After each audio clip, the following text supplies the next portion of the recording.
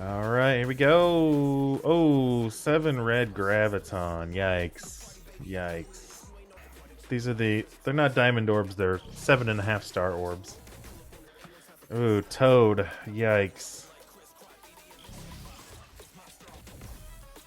Mystique.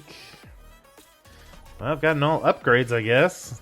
I guess that just means more rerolls on my Elite 7s. Oh, there's a blue. Anti-Venom. Oh, man. Too bad he's not going to be part of the symbiote. Yeah, these orbs are pretty trash. Come on, give me something good. Oh, it's a gold. Oh. Oh, my gosh. A 3-diamond Mordo. Wow. Oh, a purple. Oh, my gosh. Oh, my gosh. Congrats. I can't. I don't think I can get any worse than Mantis. Hey everyone, Updog here, and today we're going to talk about diamonds, upgrades, and which characters you should upgrade, which characters you shouldn't. I'll kind of teach you what to look for as far as, making your own decisions, because at the end of the day, it's a resource management game, but you should also upgrade characters that you like or ones that you use a lot. So let's get into how I kind of figure that out. So mainly I like to upgrade characters that do a lot of damage or that need a lot of stats or that have a lot of stats that just make those stats even higher, right? So like take Vol for example. Vol has the highest health in the game, and when you have a level 5 blue 5 striker on Vol, she just does that much more damage because of the blue 5 ability. Extra 15% of Vol's health goes towards the damage, so that's pretty impactful when you have a huge health pool like that.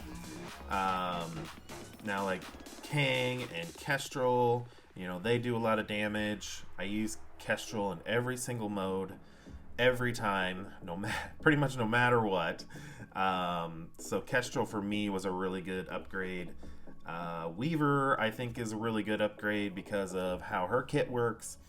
If she can survive and be the last person on your side of the field, and let's say there's 3 or 4 characters on the enemy side, and she can pretty much solo a 3 or 4 team 3 or 4 enemies by herself because of how her passive works with the speed bar and the energy and the way her cooldowns are and their charges. So I think a big Weaver is really nice. For Robbie and Hardlight, if I only have them at 7 red right now, I would probably really think hard about doing them, upgrading them to 1 diamond, because all of these were manual upgrades that I've done so far that I've talked about. I may not do them. I may have saved my diamonds if that were the case. Robbie would probably be the one I would go for over Hardlight, but to have a really big tank is really nice too. So that's another factor in my decisions is, are they a tank? Do they have a good health pool? Can they take a lot of hits?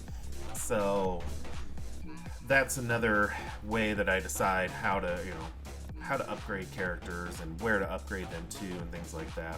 Now Dorm, I just got in that event. I did have to spend a lot of dark promotion credits to get him up to 7 red, but I'm going to be working on him up to like year 17, maybe 18. So he'll be even bigger, so that'll be nice.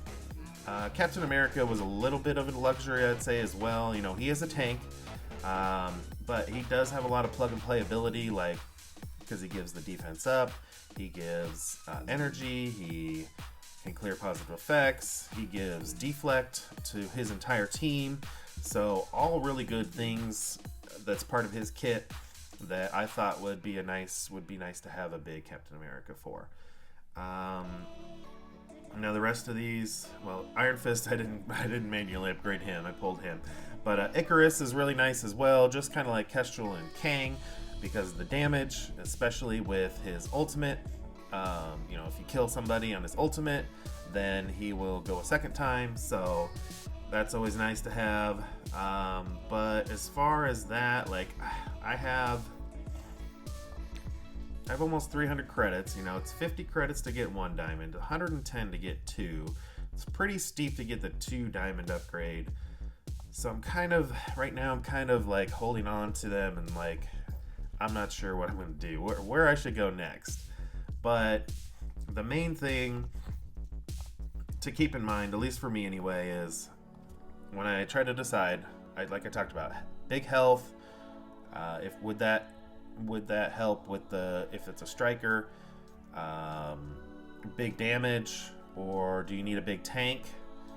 The other factor is how often or where do I use those characters. So, like, for example, Vol here, I use her in raids every day. Don't use her in Crucible that much. Maybe once a week out of the 3 rounds. And then War, I use Vol in War. Every war, pretty much every war. So that's a pretty high use. Now, Weaver is kind of the same. I use her every round in Crucible. I use her every war, but I don't use her in raids. Now, Kestrel, I use her everywhere. Literally everywhere. Every war, every Crucible, every raid, every day in raids. So this one was a no-brainer. But I would say if you get use out of a character in at least 2 out of the 4 game modes, then they're probably worth it. 4 game modes being raids, war, arena, and Crucible. So like Robbie, when I upgraded him at the time, I was using him in all four modes. So it was definitely a no-brainer for that one. Now, I have been contemplating Hela as another upgrade, potentially, because of the fact that she does do some decent damage, but if she survives, then, as long as she survives, then Zombie Iron Man survives. And, I use them in Crucible quite a bit. I use them in War, every war. So, I think that would be a decent upgrade.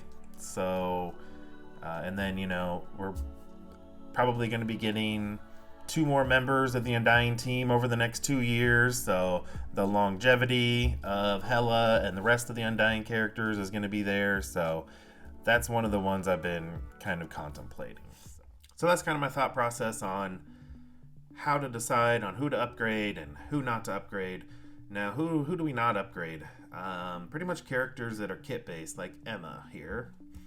She's kit-based, doesn't do hardly any damage at all. She uses the enemies against themselves on her ultimate, so that doesn't require any red stars or anything. I think I pulled a 7 red on her, so I didn't even upgrade her with like silver and gold promotion credits. Like Doc Ock is another kit-based character, so he doesn't necessarily need red stars, although I did pull him in the incursion campaign. Who's another kit-based character? Oh, Captain America here. He'd be a kit-based character. So yeah, just be thinking about characters like that. They don't necessarily benefit as much. Now they do benefit. They do benefit from upgrading them, but they don't benefit as much. They don't make as much of a difference as a 7 red Kang versus a 1 diamond Kang, or a 7 red Kang versus a 2 diamond Kang, something like that. So yeah, just keep that in mind. Wanted to throw that out there. Hopefully that helps. Don't forget to subscribe and make sure to spend those resources wisely, and we'll catch you later.